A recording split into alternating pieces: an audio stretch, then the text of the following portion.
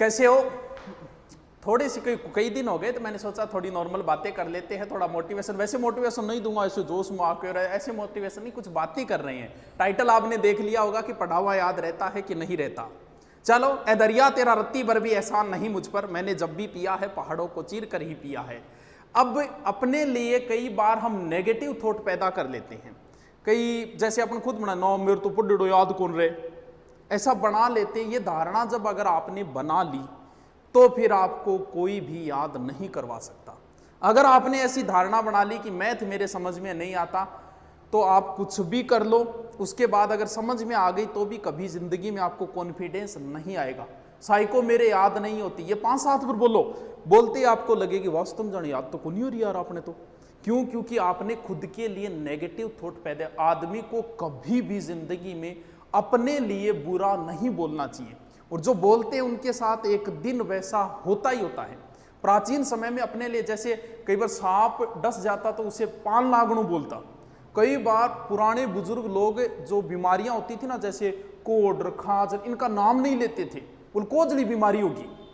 क्यों? क्योंकि वो अपने लिए कभी बुरे शब्दों का प्रयोग नहीं करते। बार बार आप अपने लिए जिन शब्दों का प्रयोग करते हो एक दिन आपको लगने लग जाता है। कई बार देखते हो ना कि व्यक्ति झूठ बोलना शुरू कर देता है और आपको पता है कि ये झूठ बोल रहा है, लेकिन फिर भी वो बोलता है। क्यों? क्योंकि वो अपने आप से इतनी बार झूठ बोल चुका है कि वो झूठ भी उसे अब सत्य लगने लग गई है। कई बार कोई किसी के साथ गलत करता है, जिसने गलत किया लोगों को वो बताते हुए फिर रहा है कि मेरे साथ उसने गलत किया। क्यों? क्योंकि वो इतनी बार इस बात को बोल चुका है कि अब लगने लगा हाँ यार मेरे साथ गलत हो रही है, मारो। आपको पता है कौन है, फिर भी ऐसा लगता है। वो बार बार बोलने की वजह, अगर आपने बार बार अपने लिए ये शब्द प्रयोग कर लिया ना रहे मेरो तो सिलेक्शन को नहीं है, 10 से अगर बोलो इतना थारो नाको ला जाओ, आ बढ़ती तो गई थार सीधी। तो अपने लिए जिंदगी, कई लोगों को कई बार मैंने भी कई बार क्या है कि पैसे मांगने के लिए उधार आ जाइए सारा कर दिया, गुरु जी 5,000 पढ़ा दो। अब मन अच्छी तरह पता है ए रुपया गया, कभी वापस नहीं आएंगे। लेकिन फिर भी मैं कभी नहीं बोलता ना यार मेरे को रुपया को नहीं, 100 500 1000 देके गैल छुटावा। क्यों? क्योंकि अगर वो शब्द मैंने बोल दिया, क्या पता, ऐसा कहते हैं कि आदमी अपने लिए जब भी बोलता है शब्दों को तो कभी ना कभी उसके मुंह पे सरस्वती विराजमान हो जाती है और वो बात सत्य हो जाती है। मैं कोचिंग में पढ़ाया करता था, कोचिंग में एक अलग से होता है कैशियर, उससे जब भी पैसे मांगने के लिए जाते ना, गुरुजी यार रुपया तो कोई नहीं, रोज फीस आती थी 5 से 7 लाख। मैंने उससे कहा था कि याद रखना एक दिन तेरे मुंह पे सरस्वती विराजमान होगी और एक दिन यही हालत होगी तेरी। ज्यादा वक्त नहीं लगा, 12 महीने के अंदर वही हालत हो गई उस संस्था की और पैसे नहीं रहे। अपने लिए जिंदगी में कभी भी नेगेटिव बात मत बोलना। आप अपने लिए बोलो यार बूढ़ा हो गया, थानिया लागो बस तुम बूढ़ा हो गया, या फिर आप सोचोगे यार मेरे तो कोरोना हो रही है, ऑटोमेटिक लगने ही लग जाएगा यार हो रही है यार, खांसी सी आ रही है बटो हो रही है। क्यों? क्योंकि आप अपने लिए जिन शब्दों का प्रयोग, पहली बात सीधी सी, अपने लिए नेगेटिव थॉट कभी मत प्रयोग करना। आप बाहुबली हो, आप यूनिक हो, आपके जैसा कोई नहीं है, आपका चेहरा दुनिया में किसी के साथ नहीं मिलता, इसका मतलब आप अकेले ही हो। आपका फिंगरप्रिंट दुनिया में किसी के साथ नहीं मिलता, इसका मतलब आप तो यूनिक ही हो। अब बात यह आती है कि पढ़ा हुआ याद रहता है कि नहीं रहता।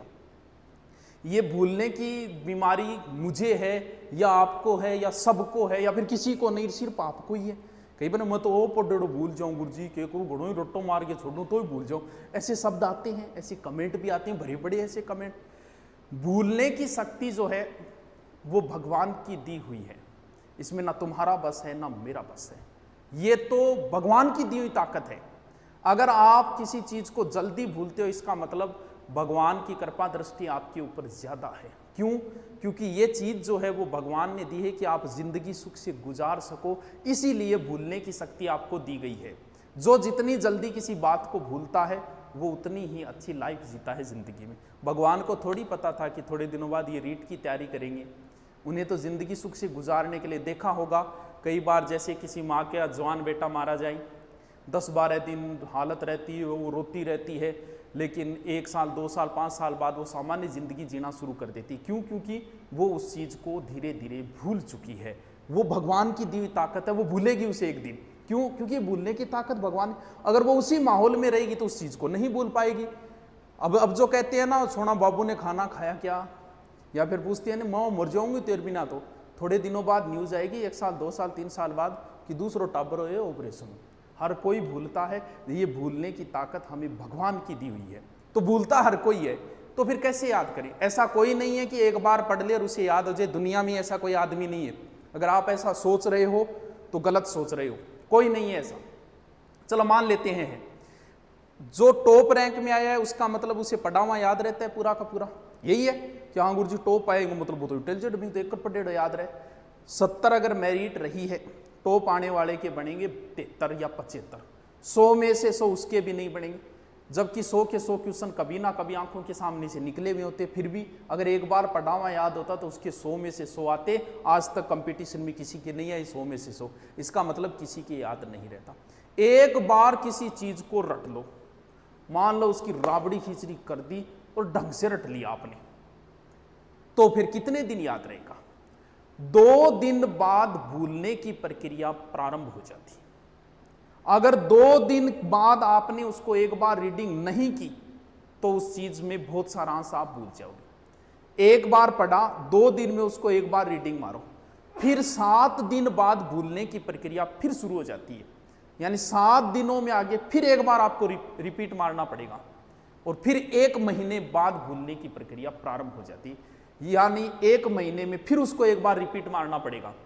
यानी 1 महीने में आपको 4 बार किसी चीज को पढ़नी पड़ेगी तो ही स्थायी है, वरना फिर भूलोगे। कन्फर्म है, भले ही जितना जचे उतना याद करके छोड़ देना। दुनिया में ऐसा कोई नहीं है जो एक बार पढ़ा और उसे एक साइड में रख दिया और उसे उम्र भर याद रहेगा, नहीं रहेगा।